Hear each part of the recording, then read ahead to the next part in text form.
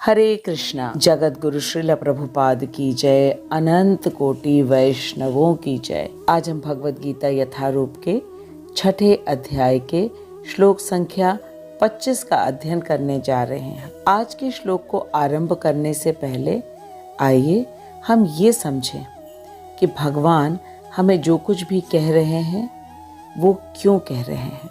जब हम भगवान की भावनाओं को समझ जाएंगे तब हम भगवान की बात को भी समझ जाएंगे। हम छठे अध्याय में हैं जिसका नाम है ध्यान योग, और इसके पहले हमने कर्म योग और ज्ञान योग का भी अध्ययन किया है, और इसके बाद 7वें अध्याय से हम भक्ति योग का अध्ययन करेंगे। इन सभी में एक शब्द की पुनरावृत्ति हो रही है और वह शब्द है योग। योग का अर्थ तो हम सभी को मालूम है। योग का अर्थ है जुड़ना। जब भगवान ने हमें भगवद गीता में कर्म योग, ज्ञान योग, ध्यान योग तथा भक्ति योग दिया है तो इसका अर्थ है कि भगवान चाहते हैं कि हमारा उनके साथ पुनर्योग हो। तो अब ये तो स्पष्ट हो गया कि भगवान के साथ हमारा वियोग तो हुआ है। यदि वियोग ना हुआ होता तो योग के इतने सारे साधन देने का कोई औचित्य ही नहीं था। भगवान ने कर्म योग, ज्ञान योग, ध्यान योग तथा भक्ति योग का साधन इसलिए दिया ताकि प्रत्येक मनुष्य अपनी रुचि और निष्ठा के अनुसार साधन करके अपने जीवन के परम लक्ष्य भगवान तक पहुंच जाए। अब आइए हम ये भी समझ लें कि आखिर भगवान के साथ हमारा वियोग हुआ ही क्यों। तो उसका ये कारण है कि हम सभी भगवान के नित्य अंश हैं और हम सभी गोलोक वृंदावन में थे, लेकिन हमारे मन में ये इच्छा जागी कि हम भगवान की सेवा क्यों करें और क्यों ना हम स्वतंत्र रूप से आनंद लें। भगवान तो हमारे हृदय में विराजमान है, हमारे नित्य माता पिता हैं। जिस प्रकार इस भौतिक संसार में भी प्रत्येक माता पिता की कमजोरी होती है उनकी संतान, ठीक उसी प्रकार हम सब भी भगवान की कमजोरी हैं। वे हमारी हर इच्छा को पूरा करना चाहते हैं। हमने इच्छा की कि हम भगवान की सेवा नहीं करेंगे और स्वतंत्र रूप से आनंद लेंगे, तो भगवान ने कहा ठीक है जाओ।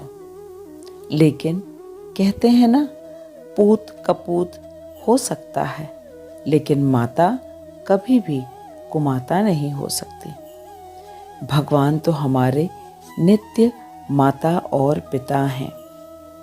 उन्होंने हमारी इच्छा अनुसार हमें इस नाशवान जगत में भेज तो दिया, लेकिन उनसे हमारा दुख तकलीफ देखा नहीं जा रहा था।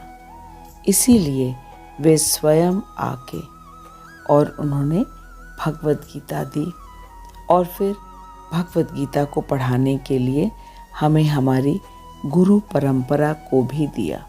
भगवद गीता में 4 प्रकार के योग हैं, और इसका वजह यह है क्योंकि प्रत्येक मनुष्य की रुचि भिन्न भिन्न प्रकार की होती है। किसी की कर्म में निष्ठा होती तो किसी की ज्ञान में, किसी के ध्यान में और किसी की भक्ति में। इसीलिए कृष्ण ने 4 प्रकार के योग का साधन दिया ताकि सबके पास अपनी अपनी रुचि के अनुसार विकल्प रहे। हमने अब तक कर्मयोग, ज्ञान योग का अध्ययन कर लिया है और अब ध्यान योग का अध्ययन कर रहे हैं, और इसके अगले अध्याय से अर्थात 7वें अध्याय से भक्ति योग का अध्ययन करेंगे।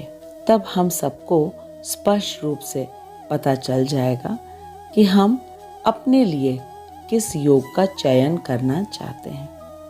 भगवान तो हमें एक एक चीज बहुत ही विस्तार से बता रहे हैं, और श्रील प्रभुपाद हमें प्रत्येक तात्पर्य में बता रहे हैं कि कृष्ण भावना भावित होना ही सबसे सरल विधि है। भगवान से अपने संबंध को जानने के लिए।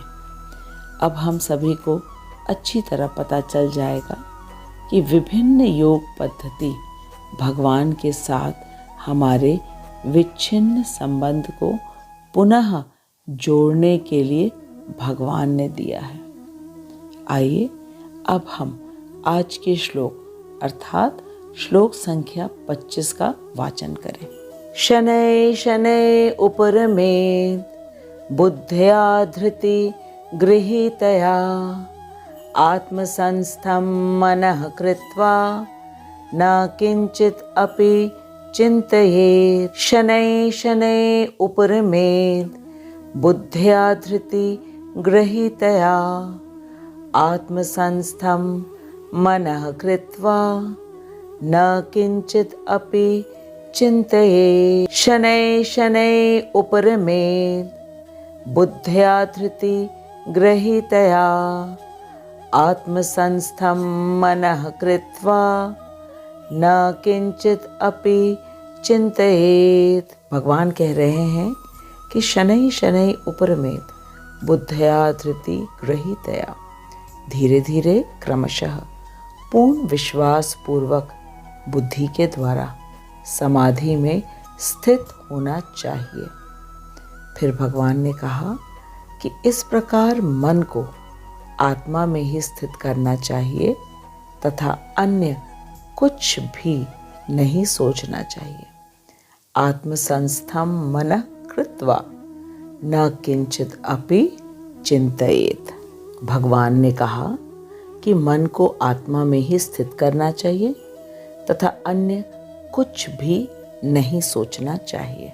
आज के श्लोक को गहराई से समझने से पहले आइए एक बार फिर हम श्लोक संख्या 20 से 24 की पुनरावृत्ति। भगवान ने श्लोक संख्या 20 से 23 में पहले हमें समाधि में युक्त, समाधि में स्थित योगी के लक्षणों के विषय में बताया है। भगवान ने बताया कि जिस अवस्था में चित्त योग अभ्यास द्वारा संयमित होकर विषयों से विरक्त हो जाता है, जिस अवस्था में विशुद्ध चित्त द्वारा आत्मा का ही दर्शन करते करते वे आत्मा में तुष्ट होते हैं। यत्रो परमते चित्तम निरुद्धम योग सेवया यत्र चैवात्मनात्मानं पश्यन् आत्मनि तुष्यति। भगवान ने कहा कि जिस अवस्था में चित्त, चित्त का अर्थ है मन, योग अभ्यास द्वारा संयमित होकर समस्त भौतिक विषयों से विरक्त हो जाता है, इस अवस्था में विशुद्ध चित्त द्वारा आत्मा का दर्शन करते करते वे आत्मा में तुष्ट होते हैं। फिर भगवान ने कहा कि जिस अवस्था में वे केवल बुद्धि द्वारा ग्रहणीय इंद्रियातीत नित्य सुखों का अनुभव करते हैं, जिस अवस्था में स्थित होकर आत्म स्वरूप से भ्रष्ट नहीं होते हैं, इसी अवस्था को समाधि की अवस्था कहते हैं। सुखम आत्यंतिकम यत्तत् बुद्धि ग्राह्यम अतीन्द्रियम वेत्ति यत्र न चैवायम स्थितश्चलति तत्वतः। भगवान ने कहा है कि केवल बुद्धि द्वारा ग्रहणीय इंद्रियातीत नित्य सुखों का अनुभव करते हैं। इंद्रियातीत का अर्थ है भौतिक इंद्रियों से, भौतिक सुखों से अतीत आध्यात्मिक सुख का अनुभव करते हैं। भगवान ने कहा कि जब एक ध्यान योगी को अपनी बुद्धि के द्वारा यह पूर्ण रूप से ज्ञात हो जाता है कि वह आत्मा है और वह अपने हृदय में विराजमान परमात्मा का दर्शन करता है, इस नित्य सुख का अनुभव करके वह कभी भी अपने आत्म स्वरूप से भ्रष्ट नहीं होता, अर्थात वो पूर्ण रूप से जानता है कि वह आत्मा है और कृष्ण का अंश है और वह परमात्मा का दर्शन कर रहा है अपने हृदय में। इसी स्थिति को, इसी अवस्था को समाधि की अवस्था कहते हैं। फिर भगवान ने कहा कि इस लाभ को प्राप्त कर वह योगी अन्य किसी और लाभ को इससे अधिक नहीं मानता। इसका अर्थ है कि इस भौतिक जगत में कुछ भी और उसे आकर्षित नहीं करता। यम लब्ध्वा चापरम लाभम मन्यते न अधिकम ततः यस्मिन् स्थितो न दुखेन गुरुणापि विचाल्यते। और इस लाभ को पाकर, इस आत्म सुख को प्राप्त करके वो किसी और लाभ को अन्य नहीं मानता है। और इस अवस्था में स्थित होकर उसके जीवन में यदि भयानक से भयानक दुख भी आते हैं, वह इससे अभिभूत या विचलित नहीं होता है। उस अवस्था को सुख दुख के संपर्क से रहित योग के नाम से जानो। भगवान ने कहा इसी को समाधि कहते हैं कि जब योगी भयंकर से भयंकर दुख आने पर भी विचलित नहीं होता है और वह सुख और दुख के संपर्क से रहित रहता है।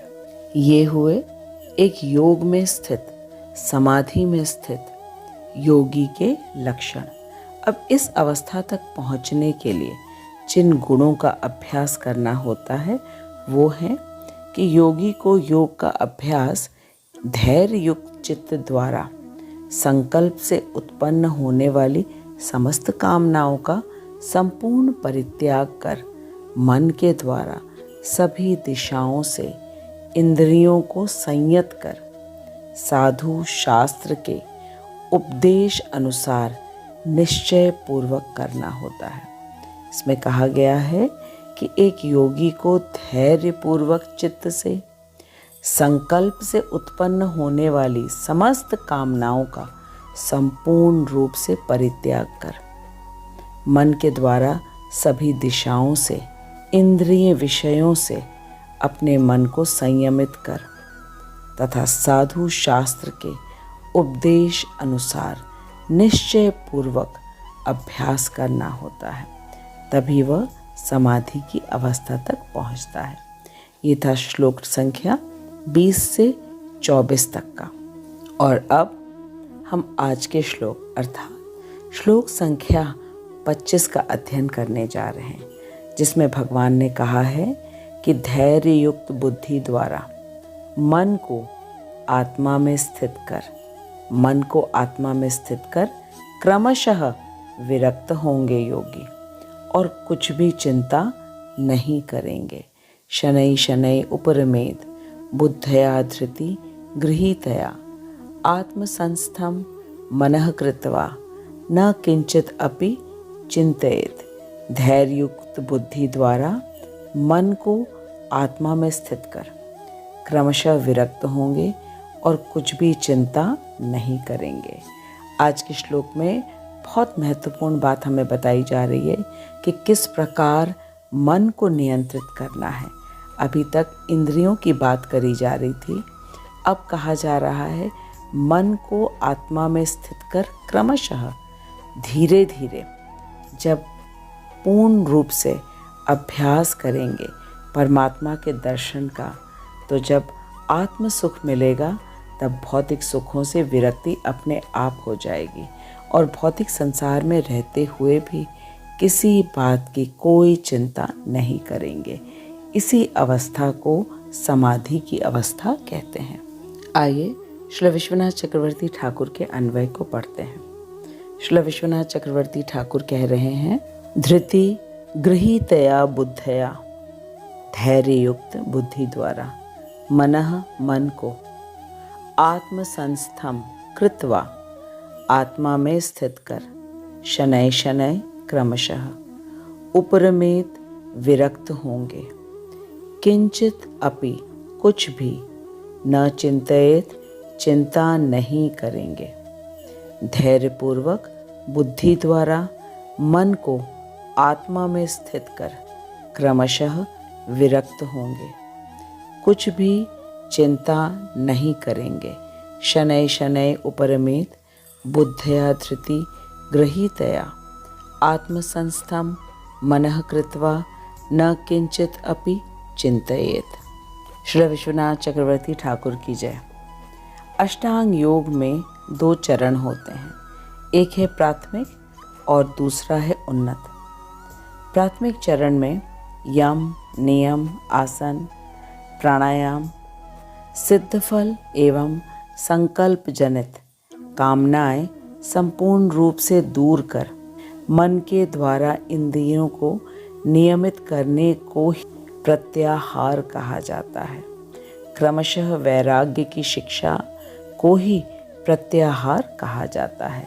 तो मन के द्वारा समस्त इंद्रियों को नियंत्रित करने का अभ्यास ही प्रत्याहार है। इसके बाद श्री विश्वनाथ चक्रवर्ती ठाकुर कह रहे हैं कि ध्यान, धारणा और प्रत्याहार द्वारा मन को भली भांति वशीभूत कर आत्म समाधि करेंगे।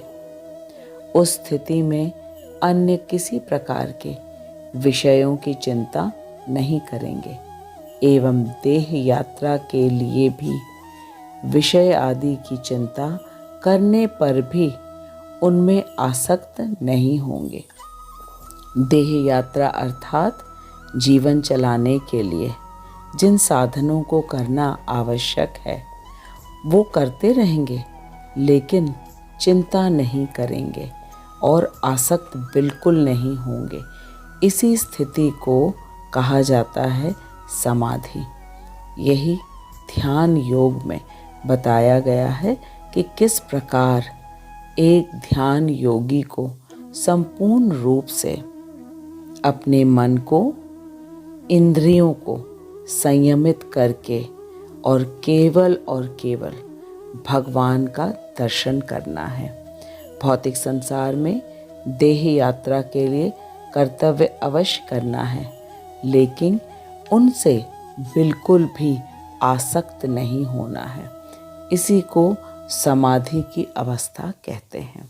सम अर्थात हर परिस्थिति में अविचलित रूप से सिर्फ और सिर्फ अपने कर्तव्य का पालन करते रहेंगे।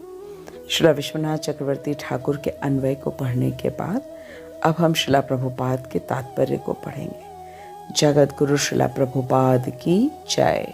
श्रीला प्रभुपाद कह रहे हैं कि समुचित विश्वास तथा बुद्धि के द्वारा मनुष्य को धीरे धीरे सारे इंद्रिय कर्म करना बंद कर देना चाहिए।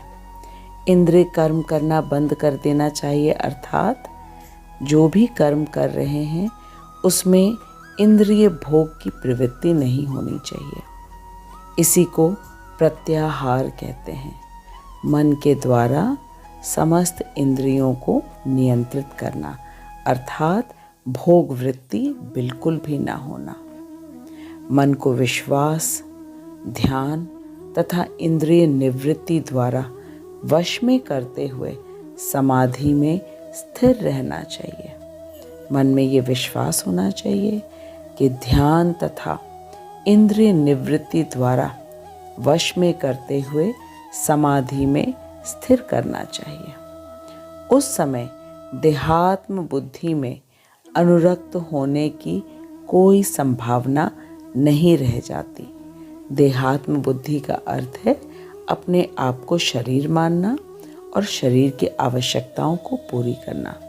अवश्य ही देह यात्रा के लिए कर्तव्य पालन किया जाएगा, लेकिन उसमें आसक्ति नहीं होगी। दूसरे शब्दों में, जब तक शरीर का अस्तित्व है तब तक मनुष्य पदार्थ में लगा रहता है अर्थात भौतिक संसार में लगा रहता है, किंतु उसे इंद्रिय तृप्ति के विषय में नहीं सोचना चाहिए। इंद्रिय तृप्ति के विषय का अर्थ है अपनी इंद्रियों को सुख देने का प्रयास नहीं करना चाहिए। उसे परमात्मा के आनंद के अतिरिक्त किसी अन्य आनंद का चिंतन नहीं करना चाहिए। यही ध्यान योग का परम लक्ष्य है कि इंद्रिय तृप्ति की नहीं सोचे और सिर्फ भगवान को, परमात्मा को आनंद देने की सोचे। और फिर श्रीला प्रभुपाद कह रहे हैं कि कृष्ण भावनामृत का अभ्यास करने से यह अवस्था सहज ही प्राप्त की जा सकती है। कौन सी अवस्था? जिसमें सिर्फ और सिर्फ कृष्ण को आनंद देने की सोचें। यह अवस्था कृष्ण भावनामृत का अभ्यास करने से बहुत ही सहज रूप में प्राप्त हो जाती है, लेकिन ध्यान योग में इसको बहुत कृत्रिम तरीके से किया जाता है, अर्थात इंद्रियों को पूर्ण रूप से वशीभूत करना है, इंद्रियों को नियंत्रित करना है, निग्रहित करना है। तब जाकर इंद्रियां संयमित होती हैं, और वह भी यह पूर्ण रूप से नहीं कहा जा सकता है कि ध्यान योगी का इस अवस्था में पहुंचने के बाद भी पतन नहीं होगा। आइए इस बात को और अच्छी तरह समझते हैं। श्रील प्रभुपाद के तात्पर्य को पढ़ने के बाद ये समझ में आया कि ध्यान योग में यम, नियम, आसन, प्राणायाम तथा प्रत्याहार करने के बाद भी जब योगी के मन तथा इंद्रियां बुद्धि द्वारा पूर्ण रूप से संयमित हो जाती हैं, तब वह अपने हृदय में विराजमान परमात्मा का दर्शन प्राप्त करता है। और परमात्मा के दर्शन से जो दिव्य आनंद की अनुभूति होती है, उससे बढ़कर और कोई आनंद होता ही नहीं है। यही समाधि की अवस्था है। श्रील प्रभुपाद कहते हैं कि यह अवस्था धीरे धीरे आती है, जब योगी को शास्त्र पर पूर्ण विश्वास होता है और दृढ़ संकल्प से वह अपने योगाभ्यास में लगा रहता है। उस गौरैया के समान जिसके अंडों को समुद्र बहा ले गया था, और गौरैया ने भी हार नहीं मानी। उसने ठान लिया कि वह समुद्र को सुखा करके ही मानेगी, और उसने अपनी चोंच से पानी उलेचना आरंभ कर दिया। इसको कहते हैं संकल्प में दृढ़ होना। हमारे शास्त्रों में दृढ़ संकल्प के अनगिनत उदाहरण हैं। राजा हरिश्चंद्र, जिन्हें हम सत्यवादी हरिश्चंद्र के नाम से जानते हैं, उन्होंने ऋषि विश्वामित्र जी को स्वप्न में अपना राज्य, संपत्ति, सब कुछ दान दे दिया था। जब उनके पास कुछ नहीं बचा, तब उन्होंने स्वयं को एक डोम के हाथ बेच दिया, लेकिन अपना संकल्प नहीं तोड़ा। इस प्रकार जब संकल्प का पालन करके जब इंद्रियों का निग्रह किया जाता है, तो उसे प्रत्याहार कहते हैं। सरल शब्दों में इंद्रियों को नियंत्रित करने को ही प्रत्याहार कहते हैं। यहाँ श्रील प्रभुपाद हमें एक बहुत ही महत्वपूर्ण बात बता रहे हैं। प्रभुपाद जी कह रहे हैं कि इंद्रियों को बाहरी रूप से एक बार नियंत्रित किया भी जा सकता है, लेकिन मन को नियंत्रित करना अत्यंत कठिन है। और यदि मन नियंत्रित नहीं हुआ तो वह मिथ्याचारी कहलाता है। और मन को नियंत्रित करने की पद्धति बहुत ही कठिन है आज के युग में। श्रील प्रभुपाद कहते हैं कि जब तक शरीर है, तब तक शरीर की आवश्यकताएं तो अवश्य ही रहेंगी, और आवश्यकताओं की पूर्ति के लिए भौतिक वस्तुओं को निश्चित रूप से लेना होगा। लेकिन यदि भौतिक वस्तुओं का प्रयोग किया जाए बिना किसी आसक्ति के, तब यह योग की सिद्धि की अवस्था है। भौतिक वस्तुओं को उचित ढंग से प्रयोग में लाया जाए, लेकिन बिना किसी आसक्ति के। प्रभुपाद कहते हैं कि संसार में जब तक मनुष्य है, तब तक सांसारिक वस्तुएं अवश्य ही चाहिए, लेकिन उन वस्तुओं के लिए अत्यधिक चिंता की कोई आवश्यकता नहीं करनी चाहिए। इस चिंता मुक्त अवस्था में एक कृष्ण भावना भावित स्थित रहता है। इसका अर्थ है कि इस भौतिक जगत में जहाँ पे अन्य लोग भौतिक चीज़ों को प्राप्त करने के लिए अत्यधिक परिश्रम करते हैं और चिंता करते हैं, वहीं एक कृष्ण भावना भावित व्यक्ति इस स्थिति में रहते हुए भी कभी भी चिंता नहीं करता। वह समस्त भौतिक कार्यों को करता तो है, लेकिन चिंता नहीं करता, क्योंकि उसको मालूम है कि भगवान ने कहा है, न मैं भक्त प्रणश्यति, अर्थात मेरे भक्त का कभी भी नाश नहीं होगा। एक कृष्ण भावना भावित व्यक्ति के साधन में स्थित रहता है। कौन से साधन में? भक्ति के साधन में स्थित रहता है। वह निरंतर भगवान का नाम, जप, कीर्तन, कथा श्रवण करता है, भक्तों के साथ रहता है। इससे उसका विश्वास और दृढ़ बन जाता है और कठिन से कठिन परिस्थिति में भी वह विचलित नहीं होता है। भगवान की भक्ति में पूर्ण विश्वास में लगा रहता है और जो लगा रहता है उसकी सहायता तो भगवान स्वयं करते हैं, जैसे कि गौरैया की थी। आज के श्लोक में हमने ये सीखा कि ध्यान योग की जो सिद्ध अवस्था है वह है समाधि, और इस स्तर पर धीरे धीरे क्रमशः पूर्ण विश्वास पूर्वक बुद्धि के द्वारा योगी पहुंच जाता है। और इस अवस्था तक पहुंचने के लिए मन को आत्मा में स्थिर करना चाहिए, अर्थात मन को हृदय में विराजमान परमात्मा के दर्शन करना चाहिए, और इसके अन्यथा और कुछ भी नहीं सोचना चाहिए। यह है ध्यान योग की पद्धति। यह आसान बिल्कुल भी नहीं है, लेकिन इस अवस्था पर एक कृष्ण भक्त बड़ी ही सरलता से स्थिर हो जाता है, क्योंकि वह अपनी इंद्रियों को नियंत्रित नहीं करता, बल्कि अपनी समस्त इंद्रियों को कृष्ण की प्रेममयी सेवा में लगा देता है। और कृष्ण की प्रेममयी सेवा की शुरुआत होती है हरे कृष्ण महामंत्र के जप से।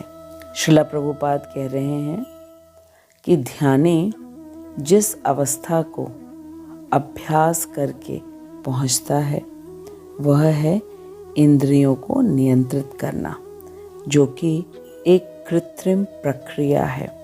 प्रभुपाद कह रहे हैं कि ध्यानी जिस विधि का अभ्यास करके वह इंद्रियों को नियंत्रित करके, जो कि एक कृत्रिम प्रक्रिया है, इस स्थिति पर पहुंचता है, उसी स्थान पर भक्त अपनी इंद्रियों को नियंत्रित नहीं करता, बल्कि वह भगवान की सेवा में लगा देता है।